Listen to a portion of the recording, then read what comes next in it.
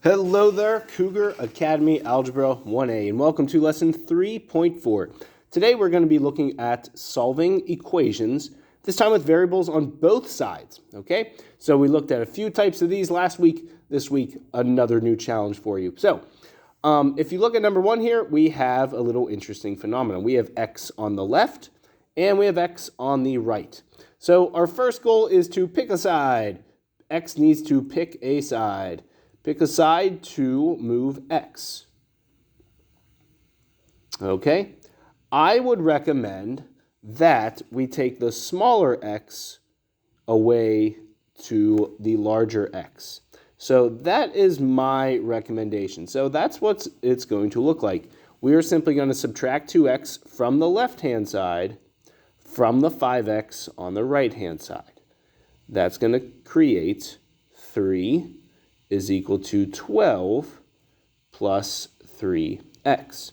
Once x is on one side, the goal is to get it all by itself. So then we're going to use our other skills from there. So once you have x to one side, now we want to, again, isolate or get it by itself. So we're going to subtract 12 and get negative 9 is equal to 3 times x. And then remember, we can multiply by the reciprocal. So times 1/3 to get negative 3 is equal to x. So that is the name of the game for solving with variables on both sides. Just a reminder, I like to use the reciprocal for multiplying. You can also think of it as divided by 3. Okay, that is another way to think of it, but it can get tricky with fractions, so I say reciprocate. Okay, let's look at another example. M and M, not the candy, but M on the left, M on the right. So again, our thoughts are move M to one side. Typically, I take the smaller from the larger. The smaller from the larger. It's going to make your life a little easier.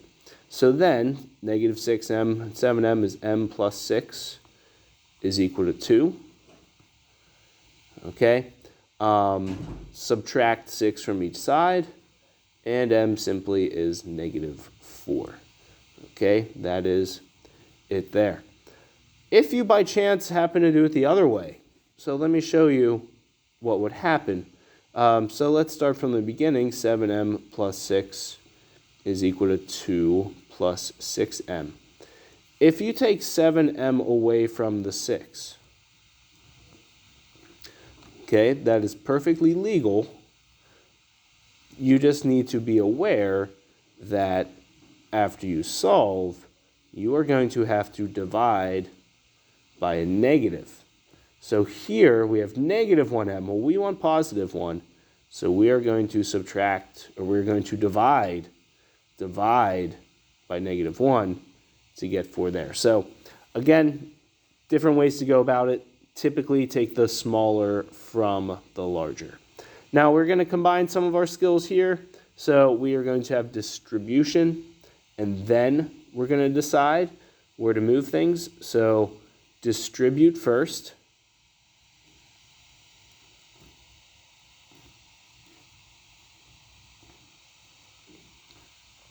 Decide where you want the p's to be, on the left or on the right. Well, the smaller from the larger will make it a little nicer here. So we're going to take the p's away to leave 5.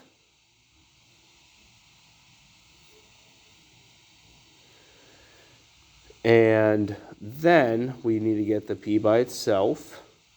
So I'll highlight it there. Again, we're going to do the opposite operations.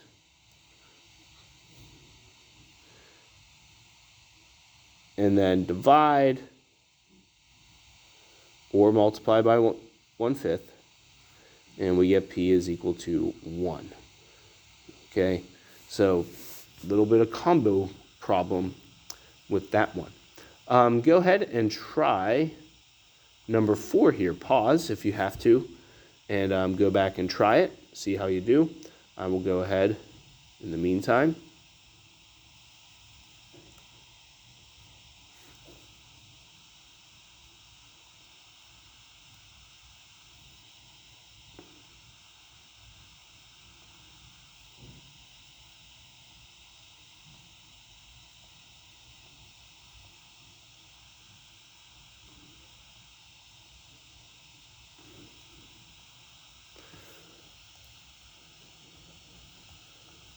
I'm still here.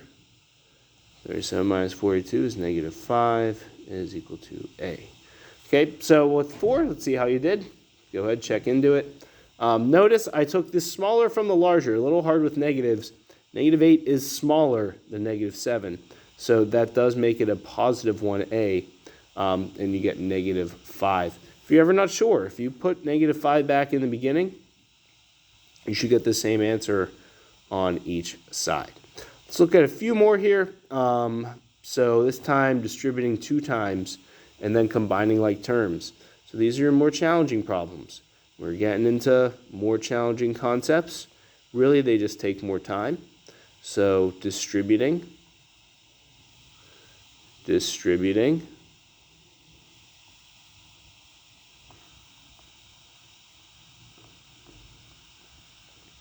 And this one's a doozy. We're going to have to combine some like terms here.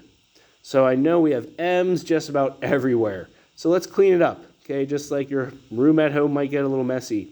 We're going to combine like terms. So remember, like terms.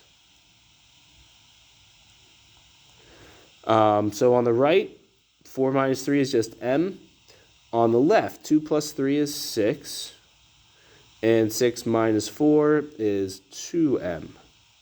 So we have 2m plus, not 6, Brian, 5. That's my name, Mr. Dvorsky, by the way. 5, almost had a moment there. Plus 5. Oops. If you're wondering where that came from, now it's 5. Anyway, subtract the smaller from the larger. Let's check this phenomenon out. Let's subtract m from that.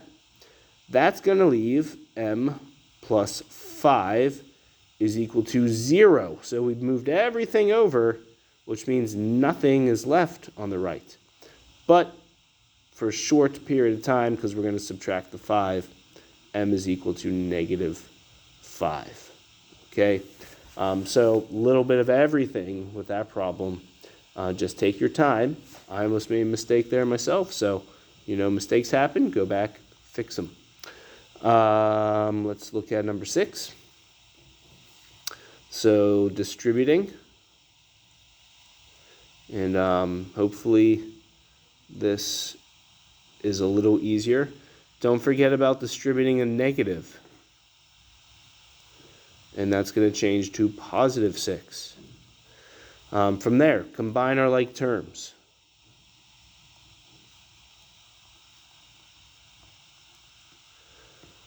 Adding m to each side is going to make 7m, because it's the opposite of subtraction. Minus 8. Get the m by itself, plus 8 and plus 8. 7m equals 14. Divide by 7, or multiply by the reciprocal, 1/7, and m equals 2. Okay. So be careful with that. The last 2 examples, a little bit of curveballs. So these are special examples. So definitely have these down. So let's see what happens. What makes 7 so special? Starting the problem out regularly.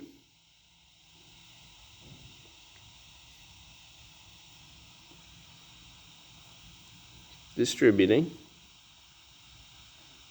Minus 15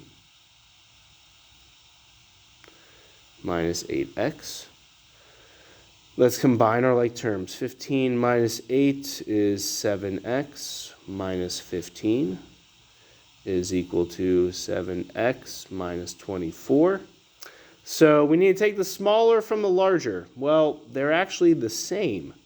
So let's see what happens. If we were to try to subtract 7x from each side, they're going to cancel on both sides. Now that's going to leave an interesting expression here. Interesting equality. And I want you to think about that. What is being said is negative 24 is equal to negative 15. Well, those are 2 completely different numbers. So that's not true. That's not the case. So this is an example of no solutions. Okay, we're going to come across some problems that simply aren't solvable, or they don't have any solutions. So if you get something like negative 24 equals negative 15, if you get something like 0 equals 7, or 10 equals negative 3, an expression that does not have the same number on each side, then there are no solutions. All the variables have to be canceled out. So notice how none of the variables are there. Okay, this is different. If you had x equals negative 15 or negative 24, then you would have to divide. Okay, and you'd get some nasty decimal here, 15 over 24. So notice the little difference. No variables versus if there are variables. There's a difference. Okay, for this particular question, number 7, that is the solution. But I want to show you the little difference there if the x's don't cancel. Okay, so that's a little extra there. Now we can also have another type of problem. For number 8, negative 2n plus 5 equals, distribute that negative.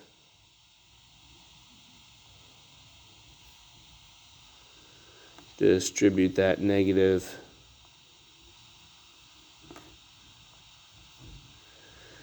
Let's take care of our like terms. So 20 and negative 15 and minus 2n. This time about, when we go to move our n's to one side, hey, they cancel. We're left with 5 is equal to 5. That expression is true. 5 certainly is itself. So if you get something that is true, like 5 equals 5, or 10 equals 10, x equals x, 4 equals 4, negative 3 equals negative 3. If you get the same thing on each side, then it's all real numbers are solutions.